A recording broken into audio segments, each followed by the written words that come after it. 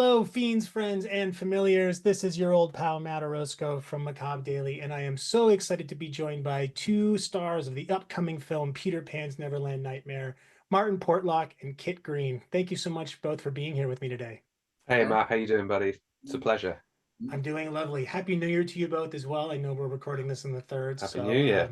yeah. hope a great way to start 2025 with a film release. Now, Mm. for those that aren't aware, Martin, respectively, is going to be playing Peter Pan, and Kit is taking on the role of Tinkerbell.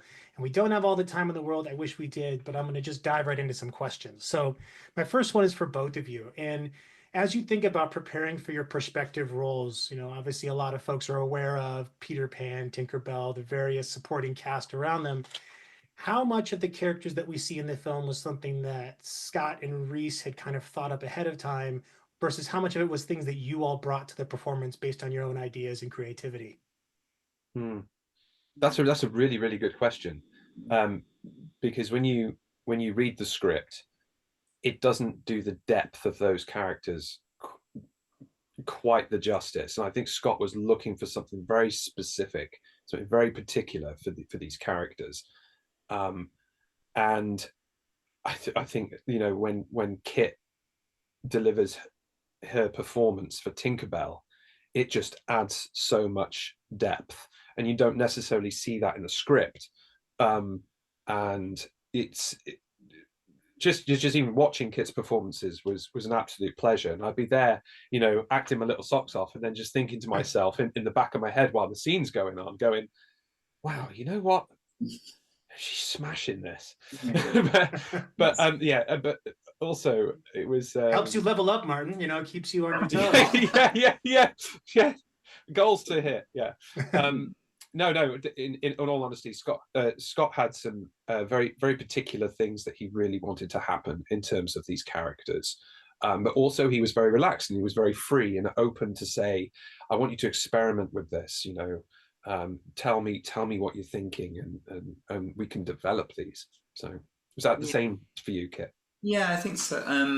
Maybe for Tinkerbell because it's so particular what Scott wanted to do, and obviously her backstory is so significant in within the plot, and he had strong instincts, and he really wanted to make sure that he kind of explored those and got them right in a way, and was sort of sensitive, and so we did chat quite a lot about it when he was writing the script. So I think, and that really enabled me to understand what his thinking was. So by the time, so maybe I had a bit of a head start actually, because by the time I was actually then filming those scenes, I kind of really understood what he wanted, and I think crucially, the thing that we both wanted was that Tinkerbell just believes everything because Peter does. Peter believes in Right. land and everything, and that Tinkerbell also has to, and then we see the cracks start to happen.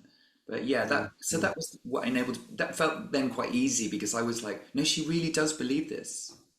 Yeah. And it comes through, I think, in the performances. I want to give a lot of respect to your co-stars, Megan and Peter, for doing great in their roles, but you two really do transform what we have come to know from J.M. Barrie's story and the Disney interpretations in a way that is respectful of the source material, but is wildly different in a way that I think will appease a lot of genre fans. So I Mm. just love the portrayals you both put out there. I think it's something truly unhinged that folks are going to get a lot out of. And this is a decidedly darker take on this material. True to form with Scott and Rhys and their previous work with the Blood and Honey films. Were there any concerns that either of you had about the way that these characters were going to be portrayed, either because you felt protective of them from your own experience, or because just a sense of responsibility to maintaining a sense of, I don't know, what a character is and isn't? Mm, Um, that's a yeah. good question. Go on, Kit. If you, Oh, sorry. I think we glitched for a second. yeah. No, I was going to say that I think a little bit of responsibility for the character, yeah, but mainly I think like really that we are in a coercive control relationship. Yeah. That's what's going on. It's a very real and very everyday situation, and I think that's brilliant, and that's not what you would expect from this this film. You know, people might think it's a bit of a schlocky horror thing, but actually, you know, it's very serious. And I think we talked quite a lot about that because it's very dark what's going on in the relationship. Obviously, Yeah. there's so much darkness in this, but Mm. specifically between the two of us, our characters, you know, and I think we sort of treated it as that kind of relationship and tried to explore that. So there was a responsibility to that. Yeah. But go Yeah, ahead. absolutely. I don't think you know, with any well-written story, it's about how you take those characters and the situation and how you imagine. When you read a book, you imagine the pictures, right? You Right. create the scene in your head. Peter Pan is an inherently dark tale. It is. It's about a kid without consequences that goes off killing adults, pirates, and and then throws it off for the greater good, and looking after his mates. So in respect, it's very dark. So I wasn't too worried about destroying people's childhoods, if you see what I mean, because um, if you love that style of Peter Pan, you don't need to watch this. Right. But if you're interested in watching how Peter Pan could be in a different kind of world, then watch this. Yeah, that's I yeah. I said to someone today because they were asking me about it, and I said I don't think it's so much the question of how did they make a horror film out of Peter Pan? It's like how did Disney make it not a horror film? I I right. know, it's nuts. That's the issue. How did they sanitize it so that it was just fine? I mean, they have a history of taking some questionable material, source material, and turning it into something that's far more palatable. Yeah, So, Yeah, absolutely. it's a They have different kind of sorcery at work there. that's it. But to be fair, I think you're absolutely right, Martin, is that, there is enough room for both of these things to exist. We don't have to pick one or the other, and we don't have to be beholden to one. And I would say, and I'll be saying this to Scott and Rhys as well, I think this is by far the best interpretation of public domain horror we've seen, because it does take the bones of the story and carry them in really well into this much darker arena. Now, Martin, this question's for you. I'd like to think I have an idea of what inspirations you were drawing upon, but I'd more like to hear it from you. Is there any specific characters in other works or things that you used as reference material to help formulate your Peter Pan? Because there's nothing like it, but you can certainly see if there's some inspiration. I'm curious to know what you were researching in or where you were looking for guidance from. So, okay, to cut a long story short, the research that I did was more on myself. I was generating a character which was something so sadistic and evil that I couldn't look elsewhere. I had to focus on why I think those things for this character are horrendous and what triggers me and what makes me feel comfortable, and get into that psychological mindset of how would a person in this moment feel when he's got his hands around a child's throat. I'm a father of three. Actually, I have three kids, and I can't think of anything more scary than some stranger kidnapping a child. And it is literally the darkest of dark. I don't think you can research too much or bring it too much within yourself, but it's about a lot of soul searching. A lot of people have said that they see references to Pennywise and the Grabber from Black Phone, and even like Heath Ledger's Joker. I take them as huge compliments, but it's not something that I was really thinking about when I was developing this character. It was more about those things are things that psychologically this character would have done in that situation, in that environment. So I just tried to play it as true as I possibly could. The changes of the voice, trying to be childish with children and then aggressive in an aggressive controlling relationship with a Tinkerbell. You have to play it true. Well, everyone's talking about Bill Skarsgård's voice changes. I gotta say, Martin, your voice changes in Peter Pan are unreal and terrifying. So Well, thank you very kudos, much. kudos to you on that. Yeah, ugh, shiver. Just got a shiver. But Kit, this one's over to you because I know we got one more question. Your Tinkerbell is a far more tragic character than the original J.M. Barrie interpretation, and you play it extremely well. Probably easily the most sympathetic character in the film. Um, how did you or did you use the source material at all to inform your version of the character? And if so, how did you leverage it? Yeah, I think I thought a lot about. I went back to the original. I didn't go back to the Disney one. I did read the book. I wondered, whether I don't think J.M. Barrie really is interested in women that much. I don't know. It's a whole other issue. I No, I really just tried to again, yeah, to play the truth and to really believe in what she believed, and to try and show that, and sort of like try and be as simple as possible in everything, and try and just play out this kind of these dawning realizations in across the eyes, like, can that be true? Because if that's true, then everything I've been told is not true. So I can't think about that, And these are, whilst her situation is incredibly extreme, obviously, we all have versions of that in our lives where we're like, I just keep believing the thing I've been told because it's too scary to unpick everything. So, yeah, yeah. So I tried to sort of like, yeah, put myself into it a bit. As you say, Martin, how is that even possible? But yeah. Well, it's astounding because J.M. Barrie's original version of Tinkerbell is very much an ancillary character. I think you've made the character far more important, not just for the purposes of the narrative, but also your performance as King Tinkerbell. So I know I'm out of time, but I just want to say a heartfelt thank you to you both and congratulations on this film. And to remind everyone watching this that you can go and see this in theaters only on January 13th to the 15th. You can pick up tickets at iconic events releasing. So please do yourself a kindness. Start the year off with some Peter Pan Neverland Nightmare. Martin and Kit, thank you so much for your time. Good luck with the rest of the Thanks, interviews. Matt. Take care.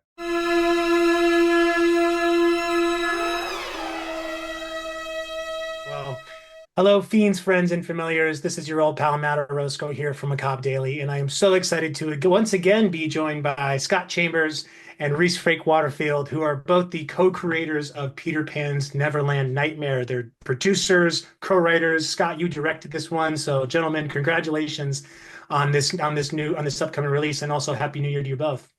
Oh, thank you so Oh, much, thanks and so Happy New much. Year to you as well. Thank you. It's a great way to start the year with the film coming out. So I'm going to get right into some questions. And as I said in the start, it's been about 9 months since we last spoke about Blood and Honey 2. hmm How was the rest of 2024 for you both? Oh, it was crazy, wasn't it, Reese? We did because last year we actually shot. Obviously, we filmed Bambi: The Reckoning. That was directed by Dan Allen. That comes out soon. Then we went into Peter Pan's Neverland Nightmare, and then Pinocchio Unstrung. And then 3 days after Pinocchio Unstrung, we got told, "Oh, Peter Pan's been pulled a month and a half early." We're like, "God!" So it was just like chaotic as per usual with us, but yeah, it's been good though. I feel like we made some really good stuff, and I'm so excited for people to see this and Pinocchio Unstrung, especially. Like Rhys directed that one, and he's been editing it all day behind me, and it's genuinely incredible. So I'm excited. Yeah, it's been a super busy year. Yeah, we did we were currently on the trajectory of doing like one film a year. But then like our kind of business partners in the US were like trying to whip us a bit more, go faster, go faster. And then yeah, we did three in that year. So it's gonna be a pretty busy 2025 for us. We're hoping like it's gonna go Peter Pan, Bambi, and I really want to get Pinocchio done as soon as possible. To maybe get that out in like June or October this year. And we're also filming Poohniverse as well. So we've been This we've been year. planning for that as well. Yeah. But Poohniverse is it this year. We're not doing anything else, like because Yeah, we it's too know big. it's too big and it's going to be mental. So we're just going to be like boom on that now. So 2024 was a super breezy, nothing else going on. Pretty much, it Uh, sounds like just preparing yeah. for a massive collection of fighting between some of the most famous, iconic characters of all time. So that's amazing. And again, congrats on all the success that these films are seeing and will continue to see. As I shared before we started Oh, thanks. recording, huge fan of this one. I think, as I told Kit and Martin before, this is the best interpretation I feel of like public domain horror so far. And I say so far Oh, because you Oh, also have more coming. So who knows? I'm ready to eat my words yet again. But I'm oh, curious to thanks. know, the creative process you both go into when it comes to taking something like J.M. Barrie's original story and um, I want to say perverting, but in a kind way, perverting it in the best Yeah. way possible. So what's your creative process going into something like that? Well, with this one, so interestingly, we did have an entirely different script, and it naturally was all set in Neverland. It was all these monsters. It was so fantastical and all that kind of stuff. I literally have the script on my desktop, and I do love it. But when I got to budgeting it, at the point of budgeting it and kind of looking at the finances and all that, we had just wrapped Winnie the Pooh Blood and Honey 2.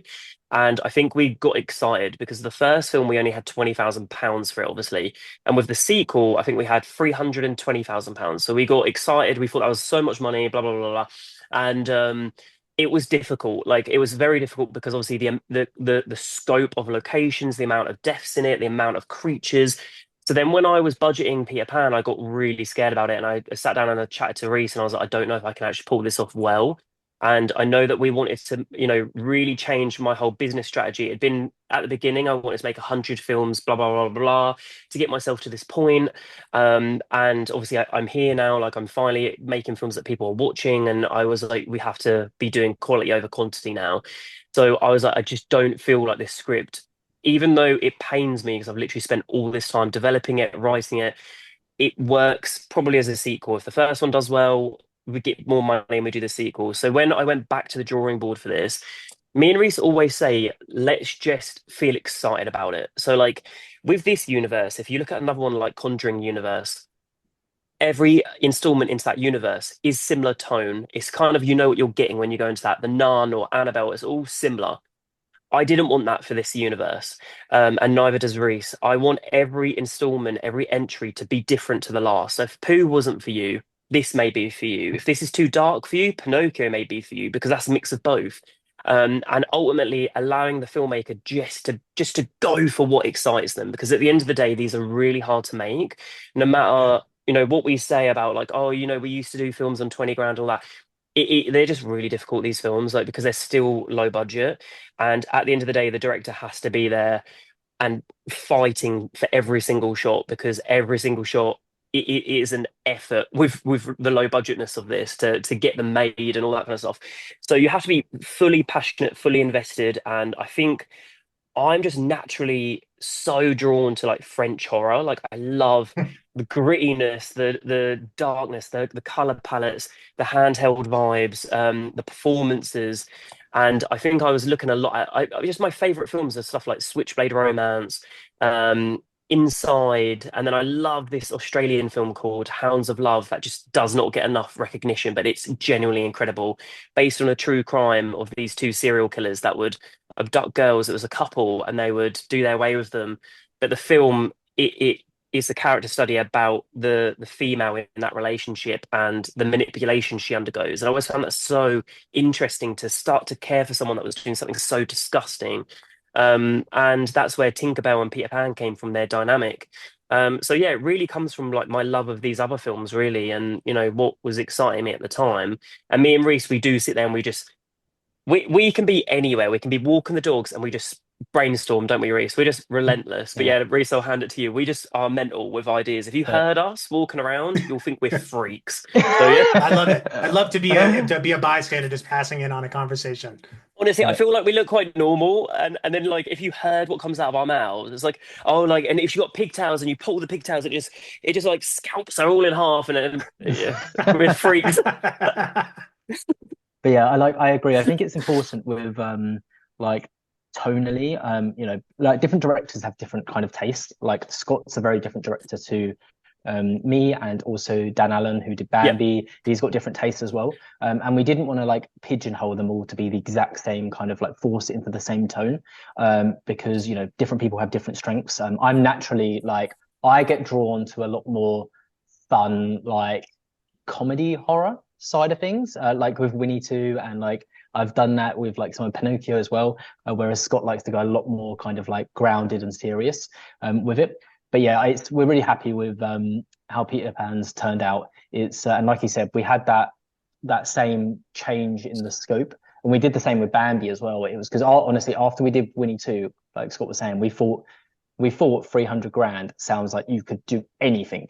Like you could just have any death scene. But we were making it on so little budget. Yeah, we were new. Yeah, we were. That was the first time we'd stepped up and made a like a film of that sort of budget level. And obviously we've learned a lot since then. And that's the aim, is every single one of these installments to one of these films, we want them to be better than last.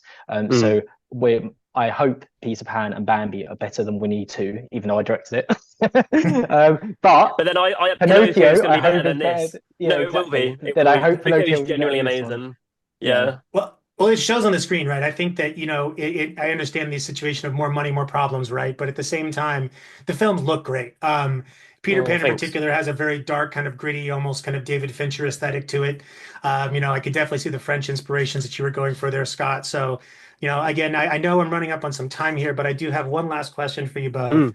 Mm, And I'm curious to know if you're able to answer this now, but how will we see Peter woven into the dark Poohniverse that's being created? Because mm. his character feels, all of these characters do feel somewhat singular, but I have so much faith in you both and your creative tendencies. So I'm just curious to know if there's anything you're able to share about how Peter and some of these characters will work themselves into this greater, larger story you're building. Yeah, it's definitely everything is being thought ahead. So I always knew, like with what me and Rhys had come up with for Poohniverse, going into Peter Pan, he needed to be one of the worst because when you get to Poohniverse, we don't have time to kind of go over everyone's backstories. There's like 12 villains in that. And I need people to already have a feeling against him because then when he's in a scene with someone like Pooh don't look so bad for what he's done. Do you know what I mean? Because you need the big bads Yeah. and then the bads. Do you know what I mean? You need that difference. And I think Peter Pan is going to get on very well with Mary Poppins because they've got a lot in common. And I think Mad Hatter is, I think, going to be my next thing that I direct on my own. I'm because me and Rhys, I think we're still talking about it, but we might co-direct Poohniverse together because it's going to be such a big undertaking. But obviously, I'm also playing Christopher Robin in it, so it's gonna be chaotic. But I think Mad Hat will be my next one, and I've got this exciting idea where like the White Rabbit is an escort agency, and Alice works there, and Mad Hat has got to be excited. So we'll see, but it'll be tonally very dark. But But yeah. and yeah, just to touch on it as well, there's definitely we've been thinking about how to connect all of these characters and all the villains as well. That's why there's a lot of crossovers at points. Like for example, some of the characters in Peter Pan will feature in Pinocchio, and likewise, if you looked carefully, you could see some of the characters from Winnie 2 was in Peter Pan 2. But across all of these films, there is a very strong, I don't know if theme's the right word, but with fairy tales, they're normally around, children. So there's a strong kind of element centered around children in Peter Pan, as was there in Winnie 2. And there's some of that in Bambi as well. So that's going to be something which helps bring all of these stories together and make it, cohesive, and that they're all linking towards the same thing. Well, again, hats off to you both on this because I Oh, think it's very easy to write off these things as being just a way to cash in on a character and IP. And I think you've all taken them not just seriously, but you've also made something that is actually compelling and interesting to watch. oh, So, I'm excited to see what else you come up with. And a reminder to everyone watching this, you can check out Peter Pan's Neverland Nightmare in theaters only, January 13th through 15th, and you can pick up your tickets on Iconic Events Releasing's website. They have all the showtimes, locations. But gentlemen, I wish you the best with this film, the rest of the films you've got slated for 2025, and looking forward to catching with you again when the next one comes oh. out. Thank you so Awesome. Yeah. much. Thank you, Maybe thank like you, two thank you. months. Yeah, see you in 2 months. Thanks, Matt. Take care, Bye. everyone. Bye See bye. ya.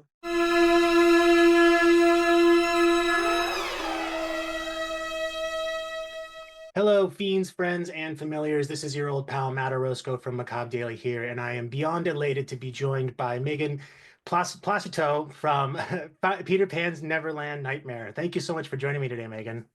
Hello, nice to meet you. It's a pleasure is all mine. And if I didn't mention it before, you're playing the role of Wendy Darling. So I know we don't have all the time in the world to talk about this. So I'm going to jump right into some questions. The first of which is kind of more broad. What role has the Peter Pan story, both the J.M. Barrie kind of original as well as the Disney production that I think many of us are familiar with, played in kind of your own childhood and your own growing up? I think like the original, like with Wendy, is similar to this one because she just wants to help her brothers and like she just is leading from her heart, and that's just like what I just had to keep going back to. Like she's following her heart, similar to that actual Disney one. Even though there's a lot, there is many differences, but they do have that one similarity. Yeah. Yeah, I was going to say the similarities do kind of stop at a certain point with some of the adaptations as we go into the darker material. Yeah. But that's what we genre fans sign up for. So it delivers in on all fronts there. Yeah. Now, I know you mentioned kind of leading with the heart. what are the things you did to help prepare for your characterization as Wendy? Because she does deal with a lot. She is somewhat of a kind of ostracized at the start of the film and somewhat of a redemption arc of sorts. So how do you get yourself into the mindset and prepare for something as challenging as this? Just what Scott was really great because he let us do a lot of improvisation. So like building within the scene as well, and then a lot of like imagination work as well. So and Scott really helped guide me with that as well. So it was like a collaborative thing, and yeah, I just did. I think I said before, but I work with PEM Decam acting method, which is you act with more it's more meditation based rather than method based. So it's more of a holistic approach into acting. Yeah. I love that. And then especially since mindfulness is such a core part of kind of keeping ourselves mentally well. So it's nice to be able to bring that practice Yes. into your work. Well, as Yes, I far think as it's so important, especially for us. oh, go ahead, Megan. I'm sorry, I cut you off. Sorry. Sorry, I think I'm cutting out a little bit, but I just was agreeing with you. Yeah. Well, I think that some folks will be kind of surprised with some of the twists and turns that the story has to offer. Was there anything that surprised you about the script when you first read it? Things you thought, oh, I never thought about this character in that way, or maybe these situations. I realize the whole thing is a bit overwhelming, but nevertheless, is there anything that stuck out for you specifically? Tinkerbell's character for sure. At first, when I like sort of had a rough idea what it was going to be about, I was like, oh, she's just going to be so much like Peter Pan, like I guess like sort of unredeemable. But I think like when you have her backstory and what happened to her, like you just love her and you feel for her so bad, and also for Hook as well. Like these people who you think are, I guess in a way, Peter Pan, but not as much. But yeah, just think about really this whole storyline and what happened to her is just heartbreaking. Yeah, you do really have a lot of empathy for characters that before were treated a little bit differently, I'd say, in the source material, right? Especially you mentioned Tinkerbell and Hook Yeah, as being two far more sympathetic characters this time around. And I think yeah, folks are really going to enjoy seeing this kind of darker shade of those characters. Um, yeah. when it comes to working on the film, what would you attribute to being one of the most challenging parts of the process for you? And then what was the most rewarding as well? Most challenging parts. I it was challenging, but it was just so fun. Like at the same time, um I think it was like getting used to like all the blood and all the like prosthetics and stuff like that, and then still being having like the coordination with the fights and stuff. I'm not one of these people who are like, I'm gonna do my own stunts. Like I'm like, that's what some people are for. They're better than me at it, so I'm just gonna let them do what they do best. So I did struggle with the stunts and like the blood and everything like that, but that's all extra. And yeah, looking back, it was all fun, and yeah, and my favorite part, I would say, the most rewarding. I think it was just connecting with the other actors and like my brothers, especially Michael and John. Like we just having that connection, that intimacy, and everything like that was just so. We really just wanted to make the chemistry feel natural as a family, and yeah, that was amazing. I think you all succeeded quite well at that. That does feel like a cohesive family unit here that, not only cares for each other, but is willing to literally go into a version of hell for each other. So, Yeah, um, yeah, yeah. and I noticed you'll be reprising your role as Wendy in the kind of massive, Yeah. Poohniverse film that's coming. Is there anything you're able? I know it's early, so and I know you probably have things you can't share, but is there anything you can share about the role that Wendy's going to play in this kind of larger film to come? I think we're gonna see like a badass Wendy. Like the way the film ends with Wendy is such a character jump, and like her whole style, her whole look, everything is different. And yeah, I just think she's gonna enter at such a higher point, and whether that's gonna help her out or not, I don't know. But I actually don't. I haven't even read the script, like, but I just know that where Wendy left off at this part, like at the end, she's going to be different. Yeah. I'd imagine you don't walk away from something like this unchanged. So Yeah, no, absolutely. and she'll be a bigger, badder Wendy next time around. So my last Yeah, question for you, Megan, is, if you were asked to program a double feature and one of the films is Peter Pan's Neverland Nightmare, what's yeah. the other film you'd like to program with it? Like another Like a double Would- feature. another a double feature. Give me examples, sorry. Yeah, so like putting up like the Disney Peter Pan with this one, right? It's kind of a contrast of like what the original source material is with this one, or maybe a film that references the darkness of the Peter Pan story. So something like I don't know, The Devil's Candy has a lot to do with like a person hunting a child. So I don't know, anything you think would just be an interesting duo to put together with this film? Yeah. I think something that like would go to like resembles it, like puts together with it. I don't know. I just think Black Phone is very much like that, and it has a sort of like stylistic vibe to it. It's set in the 80s, and I think like this thing with Peter Pan like has that sort of like style to it as well.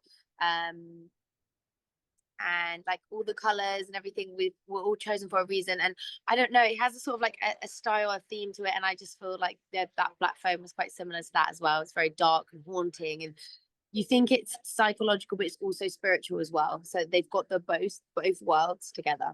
Yeah, I love that pick. I love that pick. That'd be a great double feature as well. So sign me up for tickets. But Megan, I just want to say thank you again so much for the time today, and then remind everybody that is watching this or listening to this that you can check out Peter Pan's Neverland Nightmare in theaters this Friday, January, or sorry, I think January 13th, which I think is Sunday, to the 15th. And you can pick up tickets at the Iconic Events Releasing website. So Megan, thank you so much for your time today. Good luck with the premiere coming shortly, and then see you in the next film later this year, I hope. Yes, thank you so much, Matt.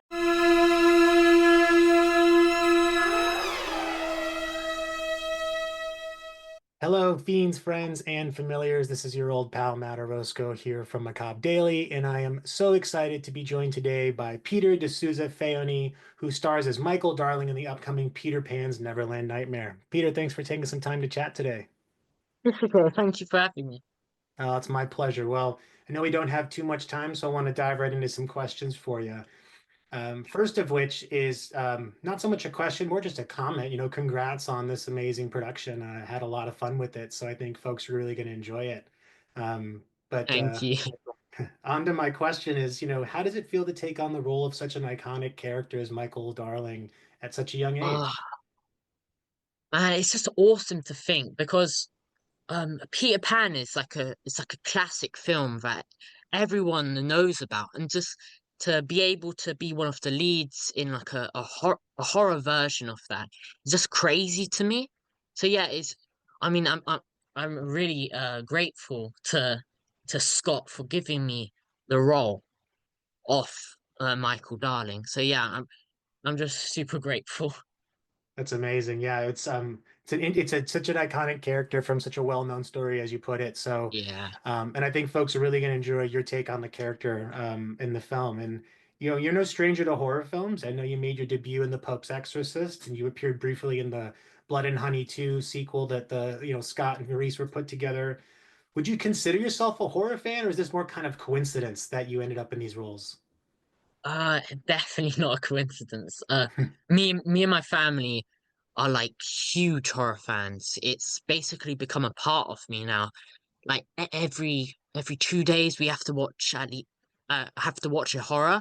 So yeah, it's like we're huge horror fans, and just to be able to a, be able to see myself in a big screen portraying a horror character is it's just crazy to me. It's like a dream come true for myself. So yeah, it's crazy. It's amazing. It's good to have Yeah. familial appreciation of the genre because I can speak from my own experience. I am the only one in my family who enjoys horror movies. So it's nice to see you have some family support there. Yeah.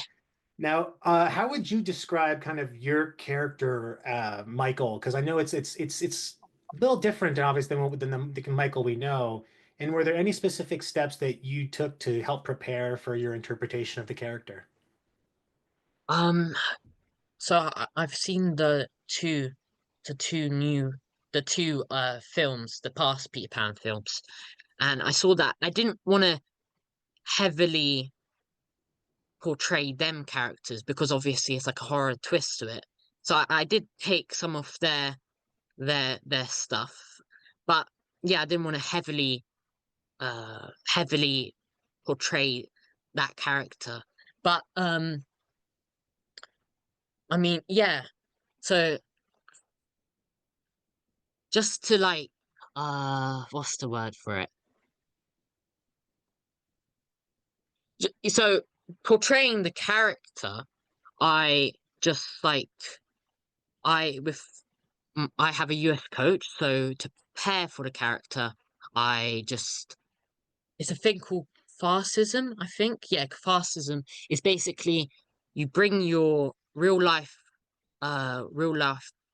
experiences and emotions so that the emotional scenes that you have to do for like crying, I bring myself into that. So I think about something that makes you super sad, same goes with happy, same goes with angry. So yeah, just like I really like that acting style of that. So that's really how I prepared for Michael Darling. And then obviously with the trying to make him innocent as possible, because at the start of the film you'll see what I really like about Michael Darling. He has like this really cool character development during the film. So at the start he's very quiet. He's quite like me. I suppose he's very quiet, and then during the end of the film, as the film goes on, he gets this courage and confidence to stand up to Peter Pan, and yeah, just to stand up to Peter Pan in the end. So yeah, I just really like his character development during the film. Yeah, it's definitely more of an empowering role, especially how you kind of come out of you know, what you go through, rather, let's put it that way, with to avoid Yeah, spoilers. But what you go through is quite intense. So it is nice to see that there is that kind of growth in the character, and it's nice to see you brought yeah. some of your own personal experience to that as well. On that, note, what would you describe as maybe the most challenging, but also the most rewarding part of the process for you? The most challenging. It was probably one of my most challenging one. It has to be when we were shooting the last finale scene. So I don't want to say spoilers, but uh I stood up for myself I stood up to Peter Pan, and then yeah, yeah, I don't know how to say this without spoiling. I stood up to Peter Pan, and then the most rewarding is just like just being around the other actors, because Megan Martin, who plays Peter Pan, they're such great actors. So yeah, just being a part, just being able to work with them, and also Scott, he's just amazing. Just being able to be directed by Scott is just it's just great, because uh just because he's also an actor as well, so how to he knows how to make he knows how to get you to do the best thing possible. So in the scene, in some of the scenes, he knows how to get the best possible take from the actor, which I also love about it. So yeah. So Yeah, I mean, yeah, it's so nice to work with a director who has acting experience, because as you said, they yeah, kind of understand the craft and can best to help you to find, maybe whether you're struggling or whether you're just, looking for some notes. It's all, and not to mention, having spoken with Rhys and Scott a couple times now, they're just the most delightful people. So I can only imagine that yeah, that parlays into working with them as well. yeah. So, a couple more questions for you, Peter. I noticed you're I'm gonna have to read my notes here because I don't want to mess it up. A first Dan black belt in Goju Ryu Karate. Are there any chance you're going to bringing some of that prowess into your performances in any future roles? I hope so. I have spoken to Scott I have spoken to Scott and Rhys about using my karate skills in Poohniverse. So yeah, I hope that I get to use my karate skills against like the villains of there, like Winnie the Pooh, Tigger, all of those type of characters. So yeah, I hope I can use my karate skills in there, or maybe Michael becomes a villain, and then I can automatically use my karate skills. I don't know yet, I mean, that'd be awesome but to see a martial arts Michael Darling. Be so yeah, much fun to see him kicking butt up there. Or maybe on the reverse side. Who knows? I think their mum's the word on whatever is going to happen in the Poohniverse. So yeah. we're all waiting with bated breath. But my last question for you, Peter, is just going to be around any future projects you're involved with. Is there anything that you're able or willing to share that you have coming up beyond Peter Pan? Um, I've got. I hope there's more roles in 2025 I can do, but the ones that I can say right now, I'm doing Little Red, which is a horror film again, 13th Child, which is another horror, and then I'm doing this movie called Man of the House. It's not horror, but it's a gothic fairy tale type of thing.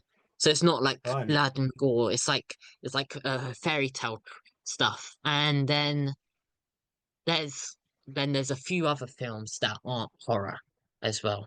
But yeah, I really want to get into adventure films and uh fantasy, like Percy Jackson. That's one I really want to get into. That'd be awesome. Percy Jackson. So yeah, those are the films that are coming up that I want that I'm doing.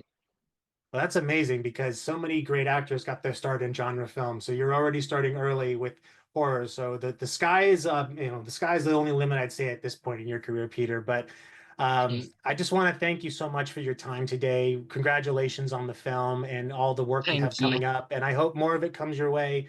Your performance was fantastic. And for everyone watching Thank this, just a reminder that you can catch Peter Pan's Neverland Nightmare in theaters only January 13th through the 15th, and you can pick up your tickets through Iconic Events releasing on their website. So make sure to go support this amazing film. And Peter, all the best to you, my friend. Thank you, you too.